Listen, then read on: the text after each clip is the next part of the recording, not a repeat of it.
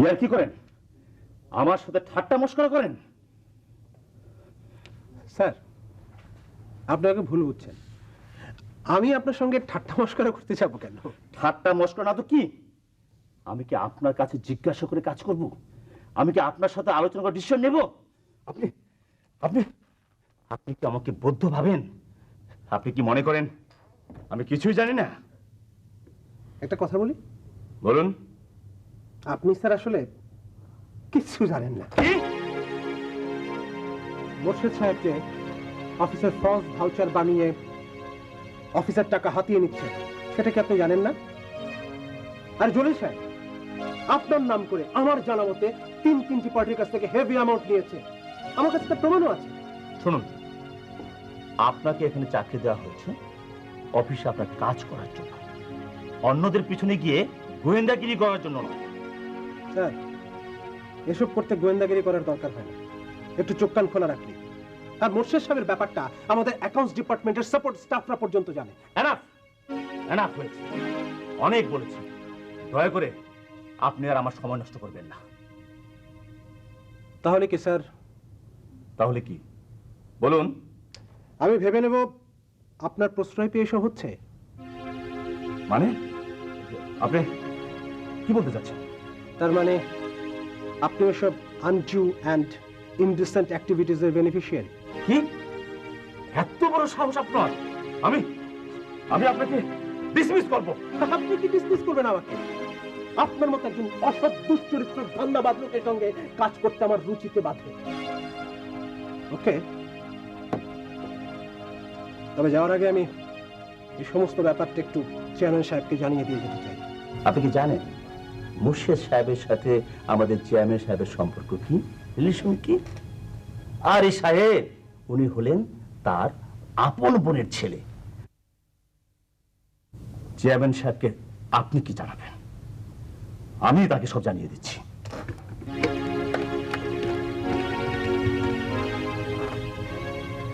সালাম sir. Sir sir আপনার সাথে আমার কিছু কথা ছিল স্যার। হ্যাঁ স্যার, বেশ জরুরি স্যার। স্যার না স্যার, টেলিফোন নয় স্যার, আমি আপনার কাছে এসে বলি স্যার। জি স্যার। সালাম স্যার। স্যার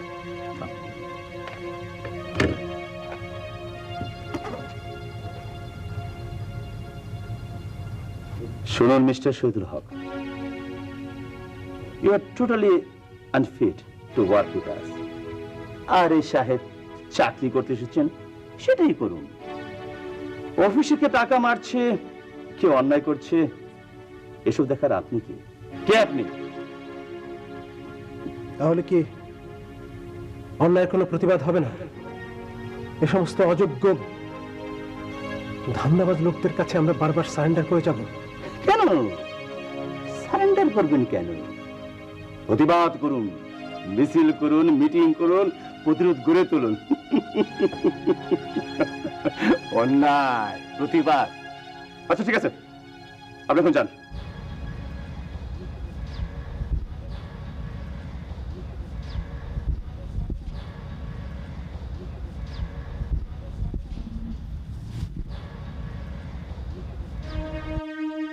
কাজটা কি ঠিক হলো?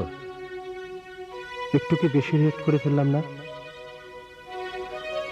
হোসনা ব্যাপারটা কিভাবে নেবে?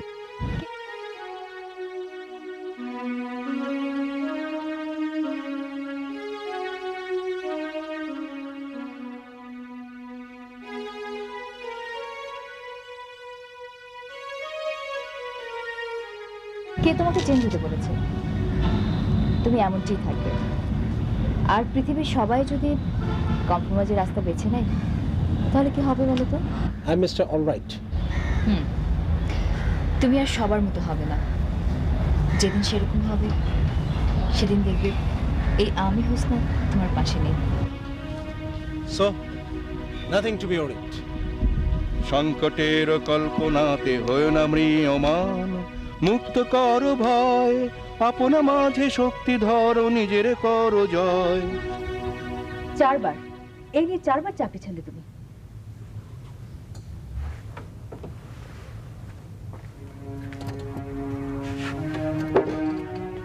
কি করবো বলো? আমি তো সব অসৎ দুশ্চরিত্র লোকজনের সঙ্গে চাকরি করতে পারি না, আর তাছাড়া আমি তো অন্যায় প্রতিবাদ না করেও থাকতে পারি না। বড়লোক বাবা মায়ের একমাত্র সন্তান আমি, জীবনের প্রয়োজনে নিজেকে অ্যাডজাস্ট করতে হয়, এই কথাটা আমি বুঝি, তুমি বুঝো না? কে তোমাকে বারবার চাকরি দিবে বলো? তুমি কি আমার উপর খুব বিরক্ত? না, আমি তোমাকে নিয়ে শঙ্কিত। তোমার এই প্রতিবাদী স্বভাব একদিন না তোমাকে... তুমি যা ভাবছো আসলে তা না। আমার বিশ্বাস সব ঠিক হয়ে যাবে। আর আর যারা অন্যায় করে, অন্যায়কে প্রশ্রয় দেয়, তারা মানসিকভাবে দুর্বল হয়ে থাকে। ঠিক আছে, খেতে চলো।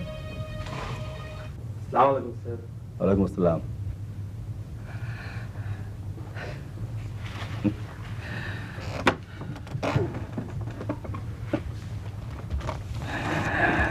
না না, মানে কি দরকার? স্যার, এমন যেটা বলছিলাম সেটাই আছে, গয়না দেখবেন না স্যার? জলিল, কি কথা যে বলো না, গুনে দেখবো না? বলো কি খাবে বলো। কিছু না। না কফি? না স্যার, কিছু খাবো না। স্যার, শুনলাম আমাদের অফিসের mister protect, I mean one and only Shahidul Haque resignation letter submit করছে। হ্যাঁ, নিজে থেকে রিজাইন না করলে আমি নিজে ওকে চেক করতাম। হ্যাঁ, এই ব্যাপারে আমাদের চেয়ারম্যান সাহেব আমার সাথে একমত ছিলেন। একটা কাজের মতো কাজ হয়েছে স্যার। আরে প্রত্যেকটা কাজের মধ্যে নাক গলায়, নেই নীতি ঔচিত্য এইসব নিয়ে লেকচার দেয়। আমি তার অনেকদিন কইছি, আরে সাহেব চাকরি করতে আসেন, চাকরি করেন। অফিসের মধ্যে কে ভালো কে মন্দ, কে অন্যায় করে কে অন্যায় করে না, এইসব নিয়ে আপনার মাথা ব্যথা কেন? সঙ্গে সঙ্গে স্যার শুরু হয়ে যেত তার জ্বালাময়ী ভাষণ। জ্বালাময়ী ভাষণ? চোখের মধ্যে রঙিন চশমা পরে আছে তো, বাচ্চা কাচ্চা হয় নাই, ঝাড়া সংসার, দুই একটা হোক, তখন কই যাই বলে লেকচার। তবে ওর কথার মধ্যে কি যেটা আছে, মানে কে সরাসরি একেবারে বুকের মাঝখানে হিট করে। হ্যাঁ, এরকম একটা আজারে লোকের কথাই আপনার মতো আয়রন ম্যান নরম হয়ে গেলেন স্যার। আরে না না না না, এ আর কি কথার কথা বললাম, এ আর কি। স্যার আমি যাই, এই গাড়ি ডেলিভারিটা নিয়ে আসি। Please please. জি জি, সালাম আলাইকুম। ওয়ালাইকুম সালাম।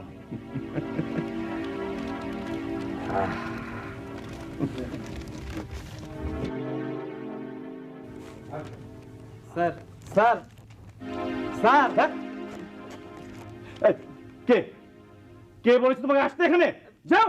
স্যার স্যার, এই ফাইলটাতে একটা সই। গেট লস্ট, যাও।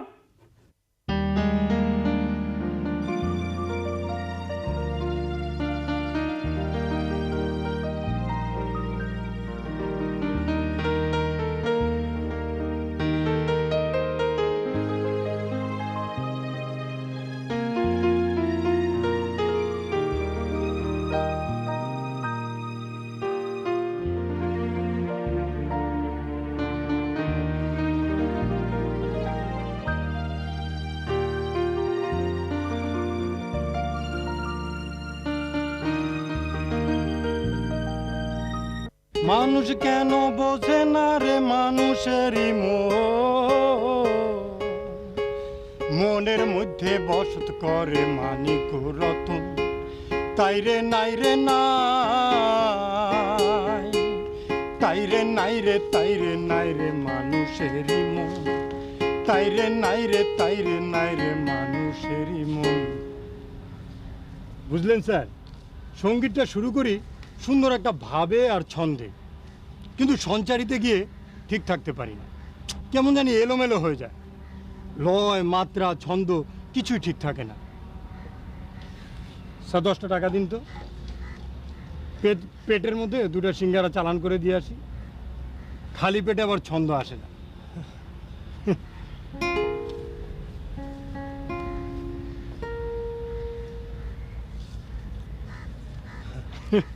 হাজারো মানুষের ভিড়ে মানুষ অচেনা, আরে বুকের মধ্যে গভীর কষ্ট বলা যায় না, তাইরে নাই রে না, তাইরে নাই রে, তাইরে নাই রে মানুষেরই মন, আরে তাইরে নাই রে, তাইরে নাই রে মানুষেরই মন।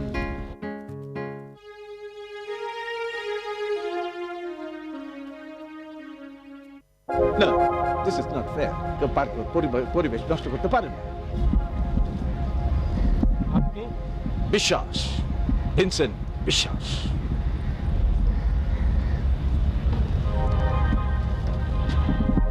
কেমন আছে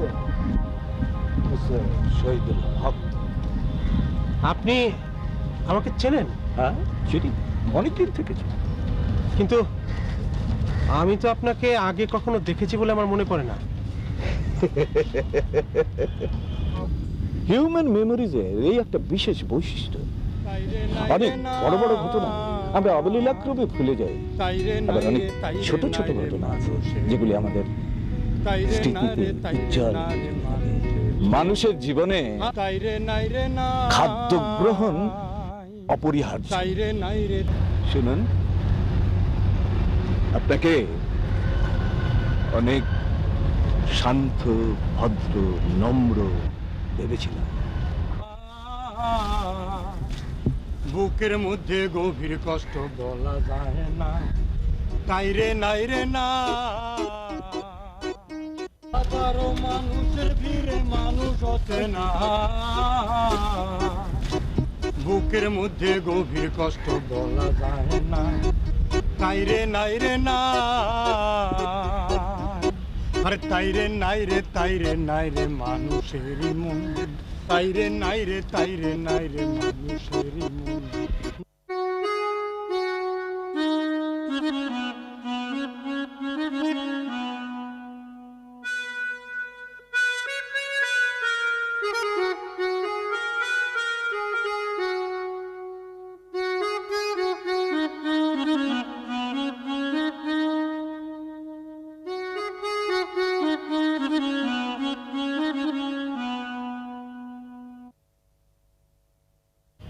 তুমি যতই বড়লোক বাবার সন্তান হও না কেন, আমি বিহনে তুমি কিন্তু অচল, বুঝলে?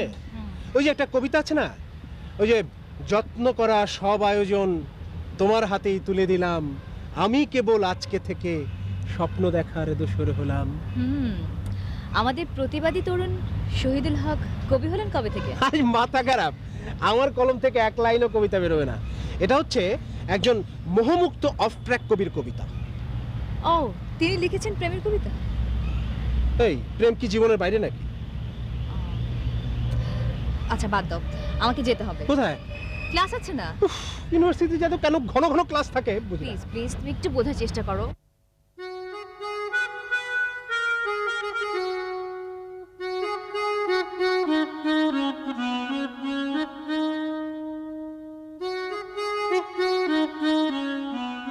না, এত ন্যায়নীতি আর ঔচিত্যবোধ নিয়ে থাকলে আপনি কোনো চাকরিই ধরে রাখতে পারবেন না। আপনি প্রেম করে বিয়ে করেছিলেন না?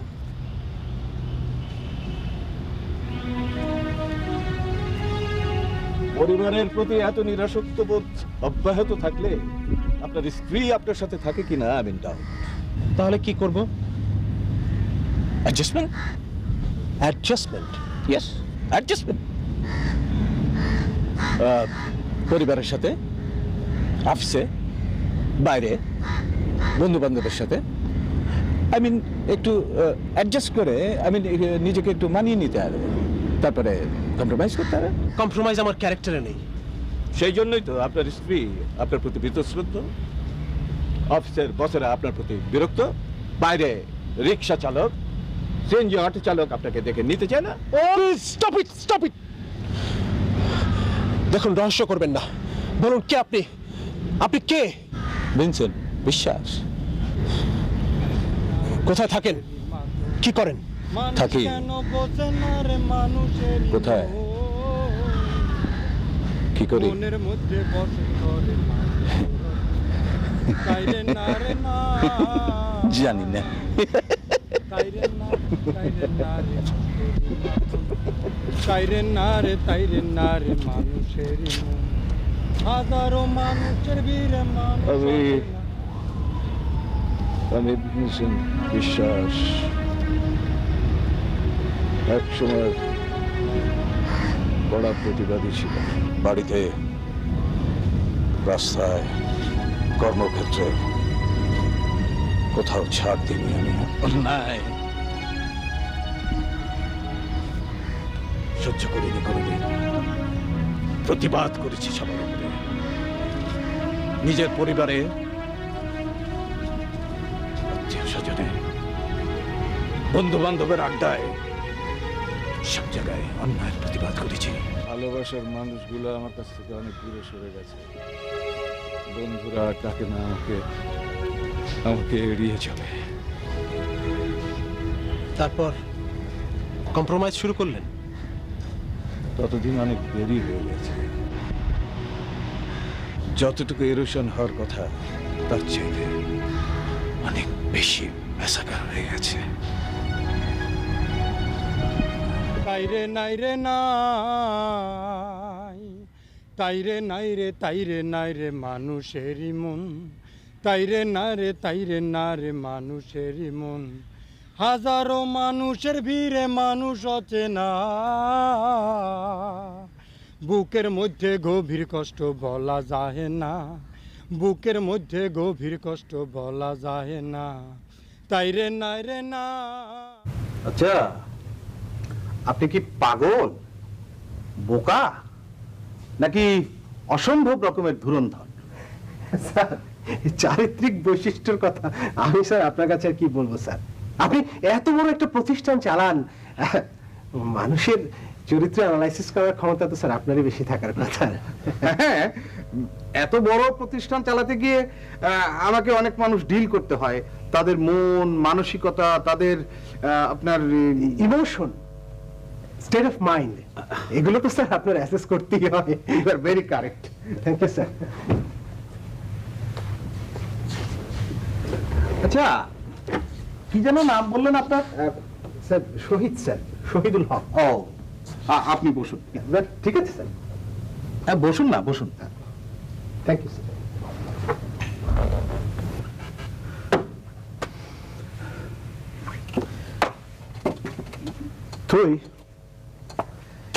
তুই আমার একমাত্র মেয়ে, কথা নেই, বাচ্চাটা এরকম হুট করে বিয়ে করে ফেললি? হ্যাঁ বুঝলাম, এভাবে চলে না, আর নয়।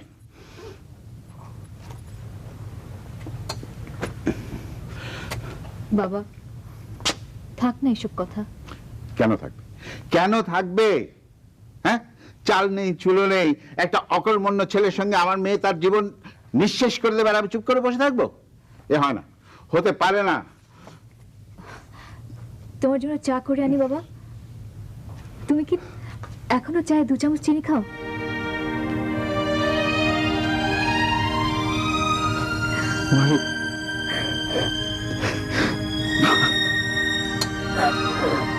স্যার, একটা প্রতিষ্ঠানের সফলতা নির্ভর করে কিন্তু সেই প্রতিষ্ঠানের হিউম্যান রিসোর্সকে প্রপারলি হ্যান্ডেল এবং ইউটিলাইজ করার কারণে। এই তো আপনি আসল জায়গাটা আইডেন্টিফাই করেছেন। Thank you sir. স্যার, যদি কিছু মনে না করেন একটা কমেন্ট করি। হ্যাঁ, করুন। এই যে আপনার প্রতিষ্ঠানের এত নাম ডাক সাফল্য, এগুলো কিন্তু স্যার মূলত হয়েছে হিউম্যান রিসোর্সকে প্রপারলি হ্যান্ডেল করার কারণেই। আর এর পুরো কৃতিত্ব আমার। হ্যাঁ, কি করে জানলেন? স্যার, সে কথা সবারই জানা স্যার। আমাদের বিজনেস কমিউনিটি তো এত বড় নয় স্যার, ওখানে আপনাকে নিয়ে আলোচনা তো হয়। ও, কিন্তু বিজনেস কমিউনিটিতে তো আমাকে নিয়ে নেগেটিভ আলোচনা হয়। এ তো স্যার একটু হবেই। আপনাকে নিয়ে অহেতুক কমেন্ট করবে না, আমাদের সোসাইটিতে এরকম লোক কি আছে বলুন? তা অবশ্য ঠিক। কিন্তু স্যার আপনার কিন্তু অ্যাডমায়ার আছে প্রচুর, যারা স্যার আপনাকে ঈর্ষা করে, তারাই কিন্তু আপনার ওয়ার্কিং মেথডকে তাদের বিজনেসে কাজে লাগাতে চেষ্টা করে। Really? Yes sir. Hello my dear friend Azad. আরে রাকিব যে, বসো বসো। কেমন আছো? আরে অনেকদিন পর এলে তো। হ্যাঁ, বেশ কিছুদিন পর, প্রায় 2 সপ্তাহ। বাহ, অসাধারণ, কি অদ্ভুত, কি চমৎকার। কি? আরে তোমার টাইটা ধুর, এই পোশাক আশাক নিয়ে না তোমার কমেন্ট করার অভ্যেসটা আর গেল না। তোমার যে কারেকশন তাতে কমেন্ট না করে উপায় আছে? বাহ, বেশ স্লিম হয়েছে। You are looking younger then me. আরে কি যে বলো না। মিস্টার শহীদ, পরিচয় করে দিই, এ হচ্ছে আমার বন্ধু খন্দকার আব্দুর রাকিব। শুধু আমার বন্ধু না, ওই যে আপনার বাংলায় কি যেন বলে, হরিহর আত্মা স্যার। হরিহর আত্মা। আর রাকিব, ইনি হচ্ছেন মিস্টার শহীদ, আমাদের অফিসে আজকে জয়েন করবেন এইচআরডি ডিপার্টমেন্টের স্পেশালিস্ট হিসেবে। স্যার কিন্তু স্যার আমি তো কিন্তু কি আপনি অ্যাপ্লাই করেননি? নো প্রবলেম, আরে আমরাও তো অ্যাড দেইনি নাকি? হ্যাঁ, আপনি you please join our office, তারপরে এই সমস্ত ফর্মালিটিস অবজার্ভ করে নেওয়া যাবে।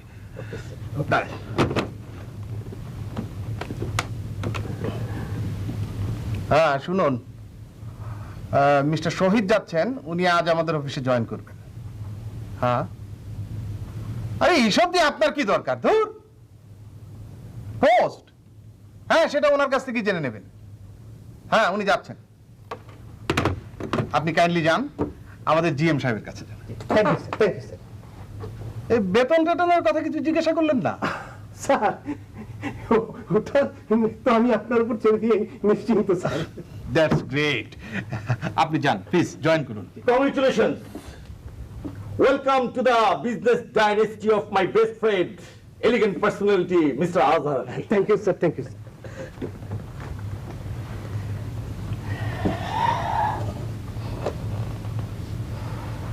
হুট করে একজনকে চাকরি দিয়ে দিলে? আরে তুমি তো ওর সাথে কথা বলোনি, বাট জিনিয়াস। আমার বিজনেস কম্পিটিটররা কেউ ওকে পেলে একেবারে লুফে নেবে। তুমি দেখো, he will be an asset of my organisation. Sorry my friend, তুমি তো আবার মানুষ চিনতে ভুল করো না। নিচ করছো? ছি মাই ডিয়ার ফ্রেন্ড, আমি কি তোমাকে কখনো ওইভাবে ভাবি? You are my friend, philosopher and guide also. Okay okay ওকে।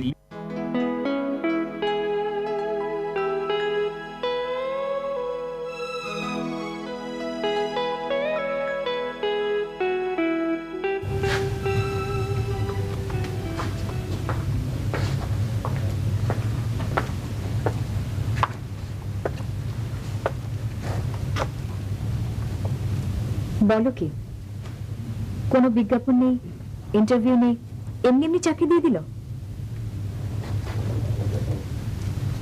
আমার কাছে ব্যাপারটা খুব রহস্যময় মনে হচ্ছে। আমার কাছেও তো তাই মনে হচ্ছে। আসলে আসলে কি জানো, অফিসটা যা না হ্যাপি পশ। সেধে দেওয়া চাকরি, দেখা যাক কতদিন করতে পারো। পারবো দেখে নিও, আমি অবশ্যই পারবো। আরে ঠিকই শিখেছি না, বুঝলে? কম্প্রোমাইজটা জীবনের সঙ্গে আসলে করতেই হয়। এই জীবনকে নানা পরিস্থিতির সঙ্গে অ্যাডজাস্ট করে নিতেই হয়। এই কথাগুলো বুঝতে তোমার এতদিন লাগলো? এনিওয়ে, আমার প্রচন্ড খিদে পেয়েছে। খাবার টাবার ঘরে কিছু আছে?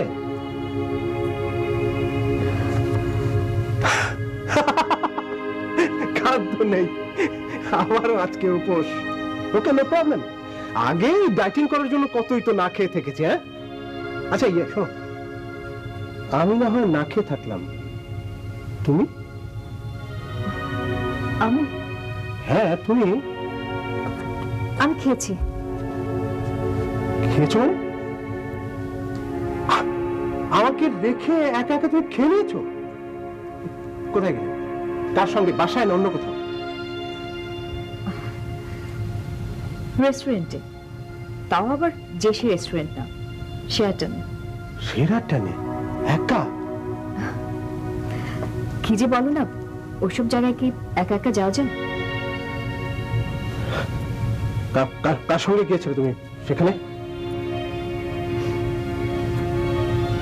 তোমার সঙ্গে। মানে? মানে মনে মনে কল্পনা।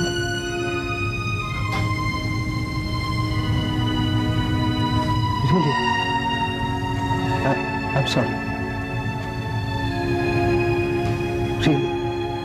Really, I'm incapable man. No, all very much capable, কিন্তু তুমি কম্প্রোমাইজ করো এটা আমি চাই না। তুমি একজন আনকম্প্রোমাইজিং মানুষ, আর এটা আমার অহংকার। কিন্তু জীবনের জন্য একটু একটু অ্যাডজাস্টমেন্ট দরকার।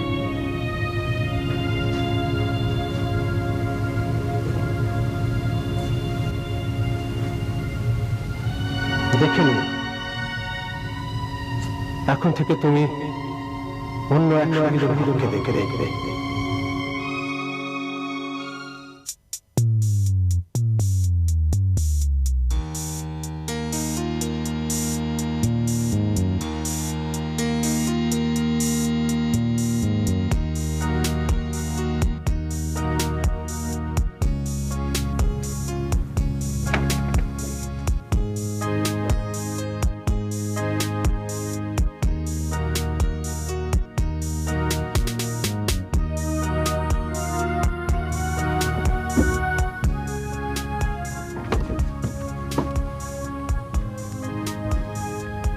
আমাকে বলেছে অ্যাডজাস্ট করতে, এখন নিজেই সন্দেহ করা শুরু করলে। হাজারো প্রশ্নে আমাকে কনফিউজ করে দিচ্ছ। অফিসে তো তোমার স্পেসিফিক কোনো কাজ নেই, তারপরেও তোমার বস তোমাকে এত টাকা স্যালারি দেয়, দামি গাড়ি বাড়ি, ব্যাপারটা কি বলো তো? এখন অবজার্ভ করছে, পরে হয়তো কোনো অ্যাসাইনমেন্ট দেবে। আর অফিসে আমি কোনো কাজ করি না তা কিন্তু নয়, বসের প্রতিদিন নানা রকম মিটিং থাকে, আমি তাকে অ্যাসিস্ট করি। কিন্তু এই কাজের জন্য তার সেক্রেটারি যথেষ্ট।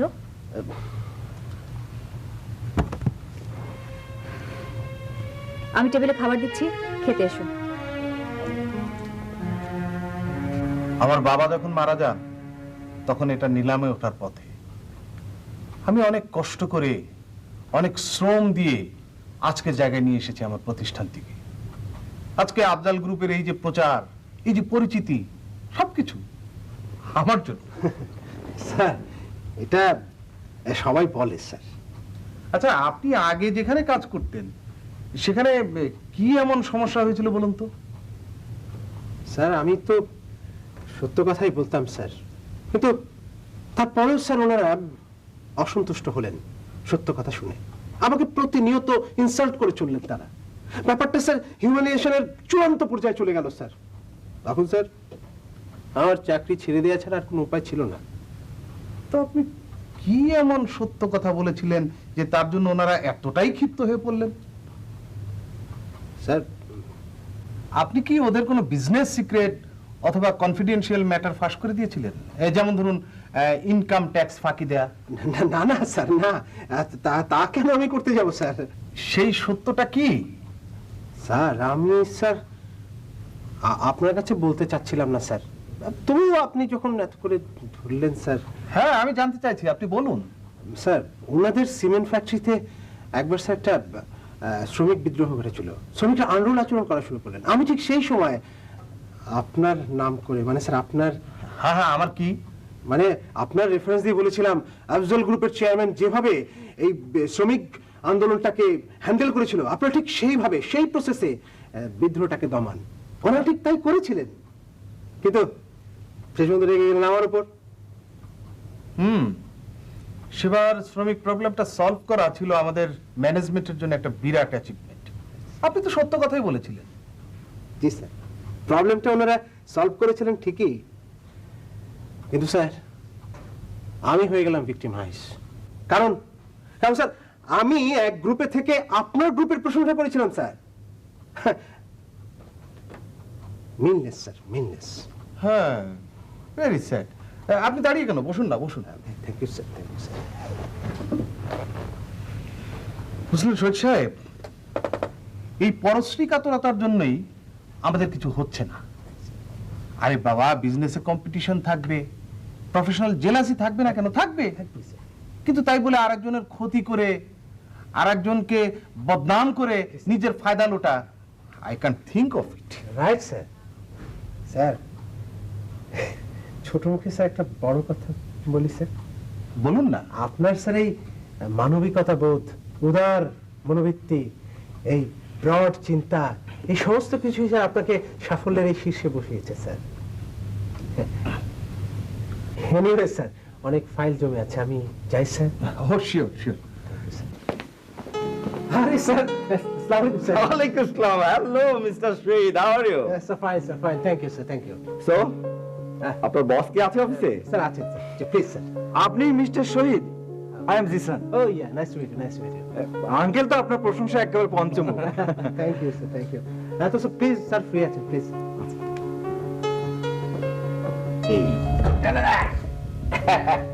চলো উপরে চলো।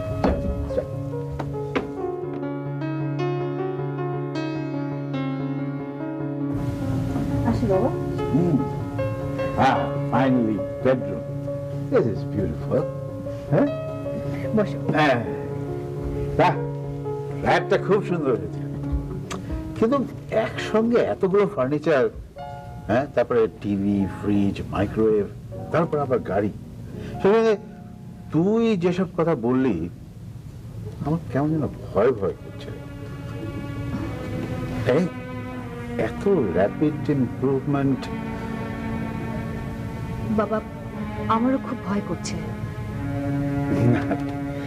অবশ্য এত চিন্তা করার কিছু নেই। এমনও তো হতে পারে ওর বস খুব উদার, তার স্টাফদের পার্সোনাল কমফোর্টের দিকে তার অনেক বেশি খেয়াল। হ্যাঁ, ঠিক আছে বাবা, এগুলো বাদ দাও। আজ কিন্তু তুমি এখানে খেয়ে যাবে। না রে মা, তা হয় না। তুই তো জানিস তোর মা আমাকে ছাড়া খায় না। আগে হলে হয়তো মানানো যেত, কিন্তু বিছনায় পড়ে যাবার পর থেকে সে কোনো কথাই শুনতে চায় না।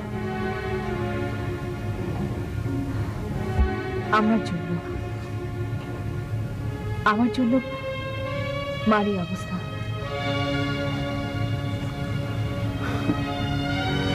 বাদ দে, বাদ দে। আচ্ছা দেখ তো, আমি না হয় আজকে দুপুরবেলা নাই খেলাম, কিন্তু তাই বলে এক কাপ চা তো খাওয়াবি নাকি? ঠিক আছে বাবা, তুমি বসো, আমি এক্ষুনি চা করে আনছি।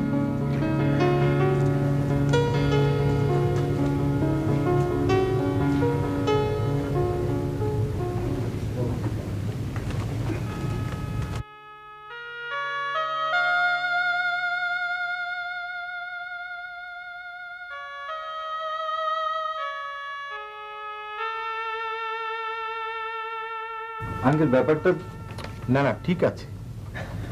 আসলে হয়েছে কি, তোমরা প্রপোজালের যে টেকনিক্যাল স্পেসিফিকেশন দিয়েছিলে, এগ্রিমেন্টে তার চেয়ে ইনফেরিয়ার স্পেসিফিকেশন প্রপোজ করেছো। তাই নাকি? হ্যাঁ, বল দেখি তো। আঙ্কেল বিষয়টা হচ্ছে গিয়ে, ইটস ওকে ওকে, হতে পারে এটা প্রিন্টিং মিস্টেক। জি আঙ্কেল জি, এই কম্পিউটারে কাট এন্ড পেস্ট করতে গিয়ে বা এরকম হতে পারে। ও, তোমরা বরং এক কাজ করো, এটা নিয়ে যাও, অ্যাজ পার প্রপোজাল এগ্রিমেন্টটা তৈরি করে নিয়ে কাল এসো। ভাগ্যিস শহীদের চোখে পড়েছিল ব্যাপারটা, তা না হলে কি ভুলটাই না করতে যাচ্ছিলাম। ঠিক আছে আঙ্কেল, আমরা এটা চেঞ্জ করে নিয়ে আসছি, এই পৃষ্ঠাটা চেঞ্জ করে নিয়ে আসি। এই পৃষ্ঠাটা চেঞ্জ করলে বোধহয় শুধু হবে না, তোমাদের এই ফিনান্সিয়াল অফারেও কি যেন প্রবলেম আছে। তাই নাকি? তোমরা তুমি এক কাজ করো, তুমি শহীদের সঙ্গে একটু কথা বলে যাও, ঠিক আছে? ঠিক আছে, চলো। তুমি আবার কোথায় যাচ্ছ? না মানে ওই শহীদের সাথে জিসানের একটু ইন্ট্রোডিউস করে দিয়ে আসি। ও, তাহলে তো ভালোই হয়, যাও চলো। তুমি কিন্তু আবার এসো।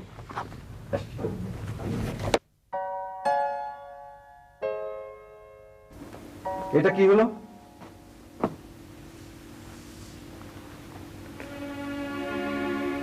বুঝতে পারলাম না। আমি তো ভেবেছিলাম আজহার স্রেফ চামচাগিরি করার জন্য লোকটাকে চাকরি দিয়েছে, এখন তো দেখছি। বোঝেন, এখন বোঝেন, লাভ তো দূরে থাক, ইনভেস্টমেন্টের টাকাটা ফেরত পান কিনে সেটা দেখেন। কুল কুল কুল, আমাকে অতটা বোকা ভেবো না। সব দিক থেকে ওই লাভ ক্ষতির হিসেবটা আমি ঠিক করে রেখেছি। চলো শহীদ সাহেবের এখন চল। শহীদের বাবার ইচ্ছে ছিল শহীদ লেখাপড়া শেষ করে গ্রামে যাবে, সেখানে গিয়ে শিক্ষকতা করবে, যমুনার চরের মানুষগুলিকে শিক্ষিত করে তুলবে। আমি ওকে বলেছিলাম, চলো আমি তোমার সাথে থাকবো, বাবার ইচ্ছে পূরণ করব। জানো বাবা, ও রাজি হয়েছিল, কিন্তু হুট করে পেয়ে গেল মাল্টিন্যাশনালের সেই চাকরিটা।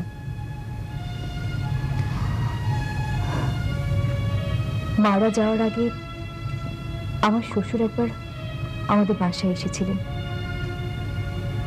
বলেছিলেন গ্রামের ছেলেমেয়েরা শহরের ছেলেমেয়েদের সাথে লেখাপড়ায় পেরে উঠছে না, সেখানে ভালো শিক্ষকের অভাব রয়েছে, তোমরা গ্রামে যাও, সেখানে গিয়ে সে ছেলে মেয়েদের দায়িত্ব নাও। যাওয়া যায় না রে মা, যাওয়া যায় না।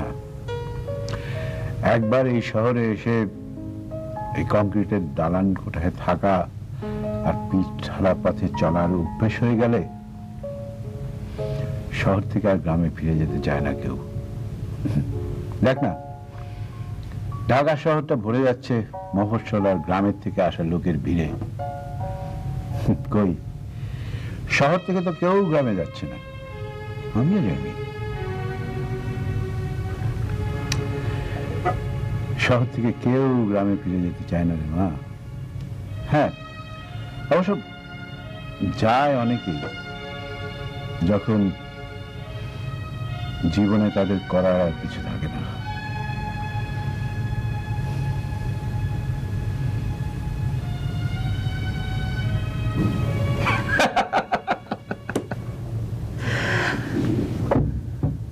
হাসছেন কেন?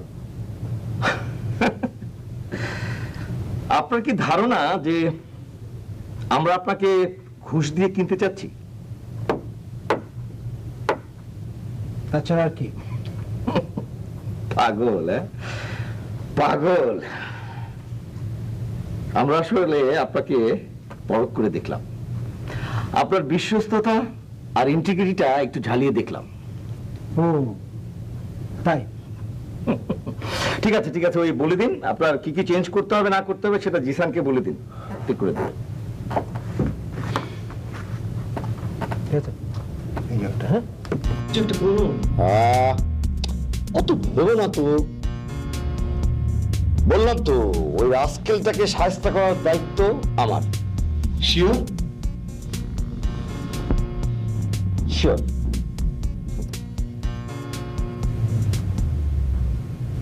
কি হলো? জিনিসপত্রগুলো আনলাম, খুলে দেখবে না? শহীদ, অফিসে তুমি কি করো, কি তোমার কাজ, সব আমি জেনে গেছি। আচ্ছা, কি জেনেছো তুমি? অফিসে কি কাজ আমার বলো? ছি শহীদ, ছি, তুমি চামচাগিরি করো, বসের গুণগান করো, তার মুসাহিরি করো, ছি, তোমার লজ্জা করে না?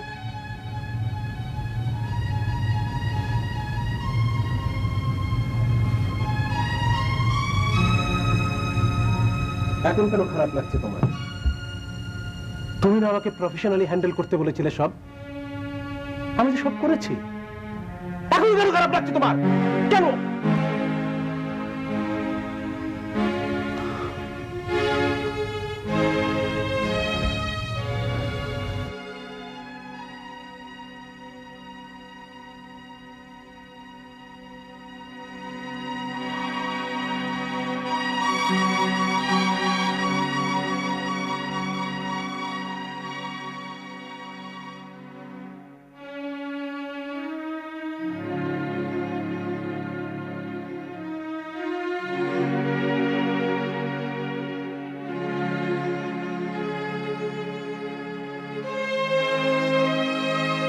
অভিজ্ঞতা আর বয়স মানুষকে অনেক সমস্যা থেকে মুক্তি পেতে সাহায্য করে।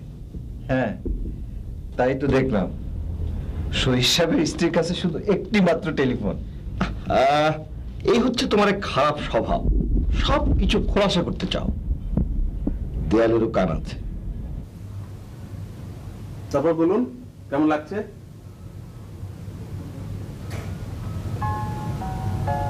স্যার, স্যার আপনার লেখা সম্পর্কে আমি কি বলবো স্যার? অদ্ভুত। তবে স্যার আমার কিন্তু অন্য একটা প্রশ্ন আছে। কি স্যার, আপনি কি দেশে বিদেশে কোনো ইউনিভার্সিটিতে ভিজিটিং প্রফেসর হিসেবে কাজ করেন? না না না, তবে এরকম মনে হবার কারণ? না স্যার, আপনার এই ইস্যু অ্যানালাইসিসের creativity, interpretation, art of expression, এগুলো স্যার ম্যানেজমেন্ট পড়ুয়া ছাত্রছাত্রীদের জানা দরকার। না মানে একটা প্রাইভেট ইউনিভার্সিটিতে লেকচার দেওয়ার জন্য একটা অফার এসেছিল, তো আমি রাজি হইনি। বুঝতে পারছেন বিষয়টা আমার কাছে কস্ট এফেক্টিভ মনে হয়। না স্যার, দেশে কোনো ইনস্টিটিউশন আপনার এই ট্যালেন্টের মূল্য দিতে পারবে না স্যার। তবে আপনার স্যার বিদেশে কোনো ইউনিভার্সিটিতে যাওয়া উচিত। সেটা না হয় বুঝলাম, কিন্তু বিদেশ থেকে যদি আমাকে কেউ না ডাকে তাহলে আমি কি করব? ডাকবে? ডাকবেই, ডেফিনেটলি স্যার। আপনি দেখবেন কদিনের মধ্যেই আপনার ইন্টারনেট ইনভাইটেশনের মেইলে ভরে গেছে স্যার।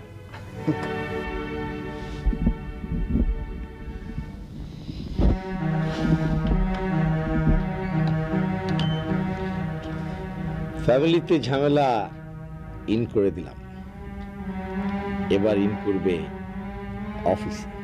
কিভাবে? Wait and see. আচ্ছা বলো, এখন ওই কাগজগুলি রাখা, এই পরের ওপরটা কি করা যায় দেখি, সেটা দেখি। ও sorry my dear friend, sorry I am late. আমি কিন্তু প্রপার টাইমেই সমস্ত কাজকর্ম গুছিয়ে তোমার জন্য অপেক্ষা করছি। I am sorry. আর তাছাড়া তোমার সাথে আমার তুলনা, আরে তুমি হচ্ছ গিয়ে ইন অল রেসপেক্ট ডিসিপ্লিন একজন মানুষ। এখন কি বলবে তাই বলো। এখানে না, চলো বাইরে কোথাও রেস্টুরেন্টে যাই, চলো। আহা, তুমি তো জানো যে রাতে আমি হেভি কিছু খাই না। ঠিক আছে বাবা, ঠিক আছে। এই ধরো গিয়ে ভেজিটেবল স্যুপ, স্পিনাচ আর সি ফুড, এগুলি খেতে তো তোমার কোনো আপত্তি নেই? না না না, ঠিক আছে, চলো তো। তোমার সাথে না পারা যায় না। হ্যাঁ, ওকে ওকে ওকে, চলো।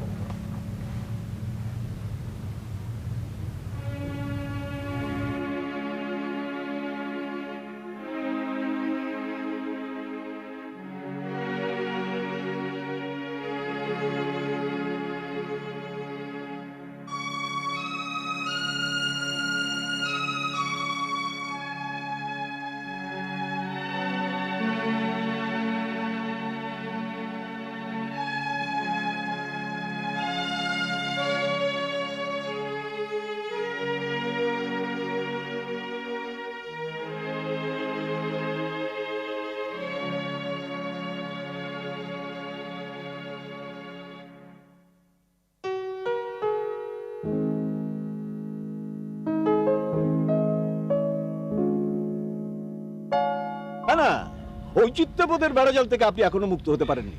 শোনেন স্যার, কম্প্রোমাইজের পথ বেছে নিয়েছিলেন বলেই আপনি সফলতার মুখ দেখছেন। কিন্তু শান্তি, স্বস্তিবোধ, এগুলো তো সব নির্বাসনে চলে গেছে। চলে যায়, একটি এলে আরেকটি চলে যায়। এনিওয়ে, আমি তো আপনাকে কোনো কিছু নিয়ে চাপাচাপি করিনি, শুধু আপনাকে পার্থিব সাফল্যের জন্য কিছু টিপস দিয়েছি মাত্র। মানা না মানা সেটা আপনার ব্যাপার। আপনি ইচ্ছে করলে প্রতিবাদী হয়ে যেতে পারেন, প্রতিবাদী হয়ে উঠতে পারেন আমার মতো।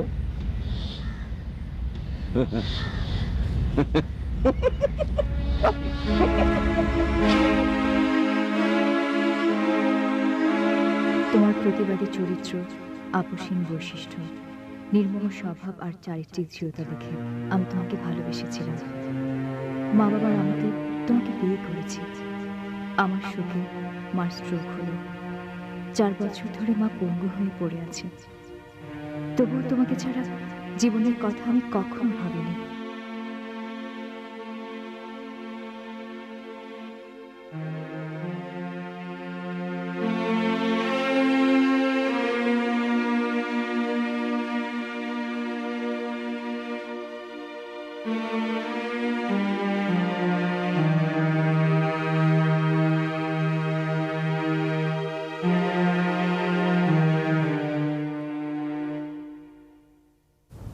ও তোমাকে সব কথা বলেছে, কিন্তু ফরেস্টার কোম্পানি যে সিমেন্ট তৈরির র মেটেরিয়ালস এর ল্যান্ডিং চার্জ থেকে অব্যাহতি পেয়েছে সেটা বলেনি।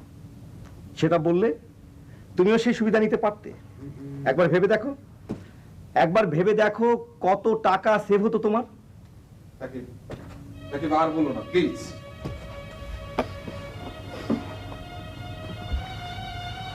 তুমি ওকে তোমার প্রশস্তি গাওয়ার জন্য, গুণগান করার জন্য চাকরি দিয়েছো, ঠিক আছে, আই ডোন্ট মাইন্ড।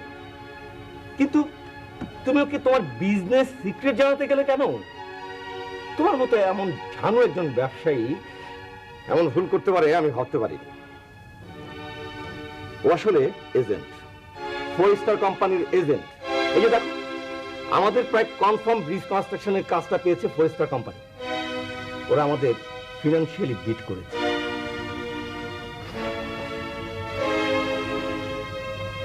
আমার বিশ্বাস কি, আই এম শিওর ও আমাদের রেট ওদের জানিয়ে দিয়েছে। শহীদুল হক, আমি তোমাকে ছাড়বো না। কুল মাই ডিয়ার ফ্রেন্ড, কুল। বলেন কি? জি স্যার, আপনি ফরেস্টার কোম্পানির এজেন্ট, আপনাকে বিজনেস সিক্রেট আমার বসরে জানতে দেন নাই। উল্টা আমগো কোম্পানির বিজনেস সিক্রেট আপনার বসের কাছে পাচার করছেন। আপনি অফিসের ফার্নিচার কিরণের কথা কইয়া টাকা তুইলা আপনার বাসার ফার্নিচার বানাইছেন। মিথ্যে কথা। আপনার লেগে আমার বসের মেলা টাকা লস হয়েছে, প্রায় 20 কোটি টাকা। মানে ব্রিজের টেন্ডারে যে প্রাইজ মানি কোট করা হয়েছে, আপনি এটা ফরেস্টার কোম্পানির জানাই দিয়েছেন। মিথ্যে কথা, মিথ্যে কথা। কেউ আমার বিরুদ্ধে কনস্পিরেসি করছে। ইয়েস, আমি যাই, আমি চেয়ারম্যান সাহেবকে ব্যাপারটা জানাই। আপনার বেমানির কথা সারা অফিস যাই না গেছে, ভুলেও আপনি অফিসের ওদিকে যাইন।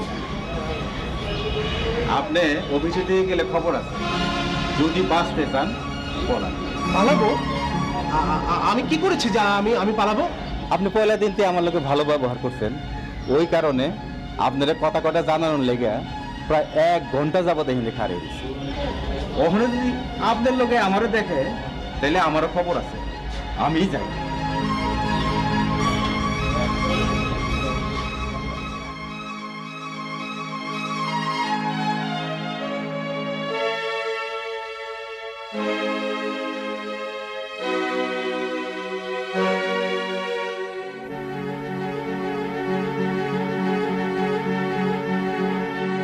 স্যার, মেয়ের আমদানি ব্যাগ লয়ে কোথায় গেল?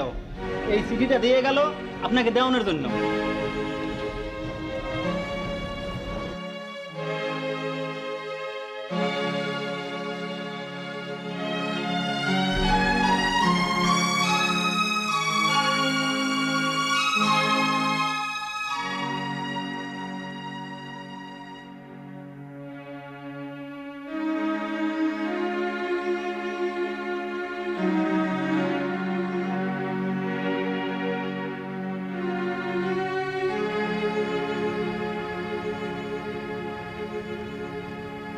বেঁচে থাকার জন্য, জীবনের সামান্যতম প্রয়োজন মেটানোর জন্য আমি তোমাকে সিচুয়েশনের সাথে নিজেকে অ্যাডজাস্ট করে নিতে বলেছিলাম, কিন্তু তুমি তা না করে জীবনের সব ব্যাপারে কম্প্রোমাইজ করলে। স্তুতি আর প্রস্তুতিকে নিজের জীবনের মৌলিকত্ব হারিয়ে ফেলেছ। তোমাকে নিয়ে অহংকার করার আর কিছুই থাকলো না আমার। তাই আমি চলে গেলাম। কোথায় যাব জানি না, তবে ফিরে যাওয়ার কোনোদিন আসবো না, সেটা তুমি ভালো করেই জানো।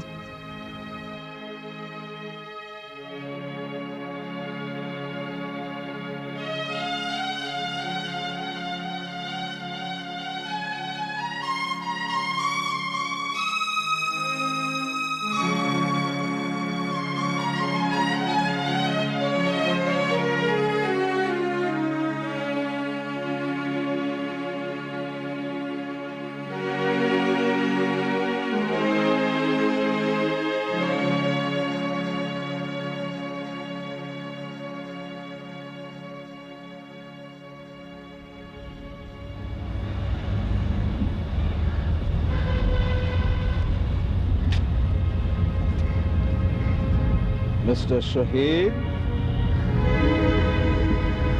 শহীদুল হক,